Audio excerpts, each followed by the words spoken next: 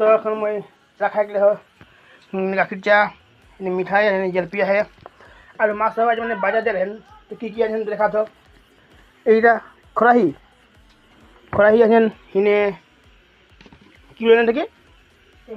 এই টেমা তিনিটা আনেন কিবা কিবি ৰাখি গ'লে বাল্টিং একটা আৰু সিনে চচপেন একটা আৰু সিনে ডাঙৰ বাল্টিং আৰু দুইখন কিছু আইন দেনে যে খাই করে আর সবজি কি আনছেন আর আরে কি কি আছেন না দেখাতে ভালছে মই চাটা খাইলাম প্রথমতে জিল কেমন জানেন ডাল রিং পাপড় মাছলি আছেন মাছলি এই যে গোটা গোটা খাবি আই মাছলি লেগে আছেন এখন মাছলি সাফা করে লাগি